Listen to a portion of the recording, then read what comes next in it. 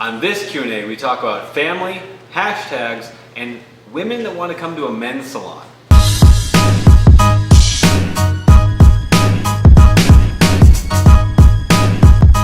You supply the Q's, and we bring the A's. It's the Form and Function Q&A show.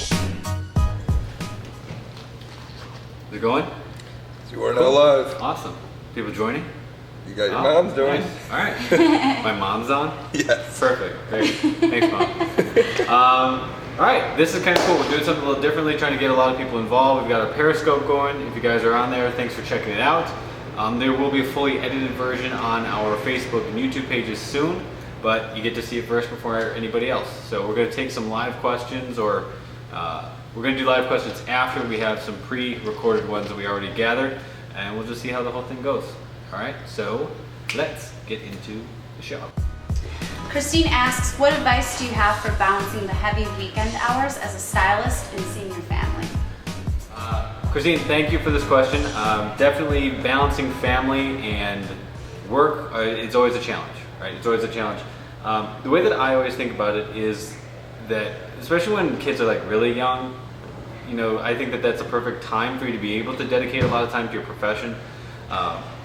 Being there for family and kids isn't always about being there as much as providing for them.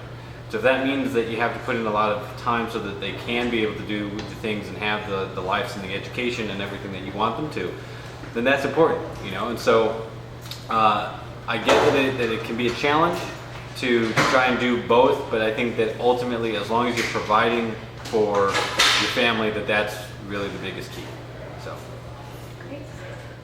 Stacy wants to know, when using hashtags, is there an order of what hashtags are most impactful to gain exposure if you're looking to grow your brand as a stylist versus peers or potential clientele? Stacy Rackham, right?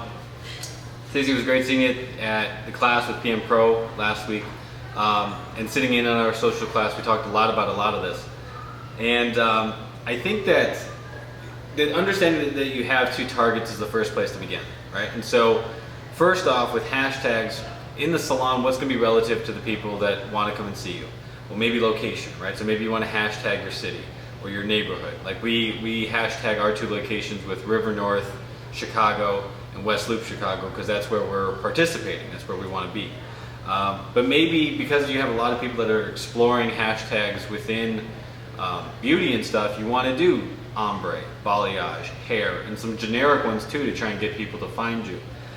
If you're trying to get out to peers within the industry, because I know you're in education, then using those tastemakers, Hairbrain, Behind the Chair, American Salon, and so that then when people are looking for their work, or if they pick it up and repost you, you'll be able to get picked up and have your stuff go a little bit more viral and get out to a bigger audience.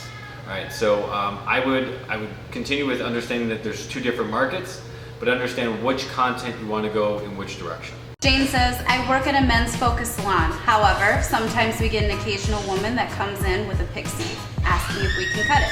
How would you say no without upsetting them? I never understand this. It's like walking into a vegan restaurant and demanding that they want to have steak.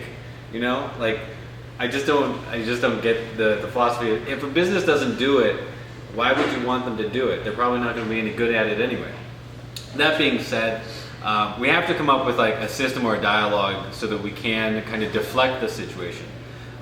You might say, in order to make the men in our salon most comfortable, we focus on men's only services. That may upset them, but whatever, you got out of it because that's your specialty. Through our education process, we study the art of barbering, and because of that, we really focus on servicing men in our salon. Whatever it is, I would just have the same dialogue throughout so that you can make sure that you are focusing on that one service and you're not changing your experience and that you're staying true to your core business. And if people don't understand that and they still, for some reason, want you to do it, well, then they might be a little bit upset, but at least you tried. On Periscope, what do we, let's take some questions if there are a couple here before we wrap up and just move on to the next. Does anybody have any questions for us? Nope. Periscope is getting a lot of love from the hair biz.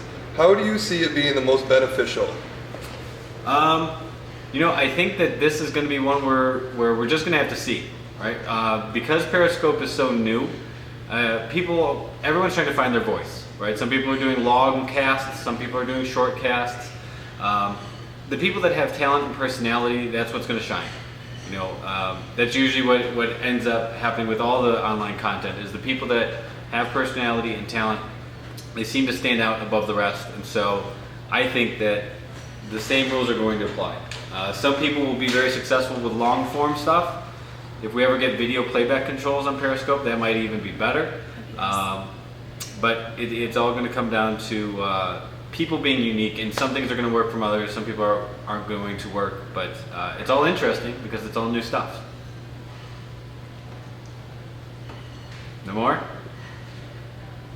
For my end, guys, why don't you do more tutorial videos?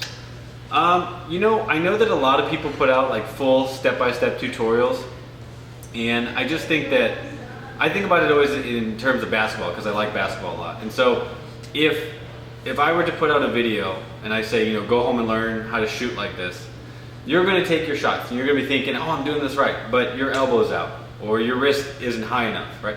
And so I think the same thing with cutting.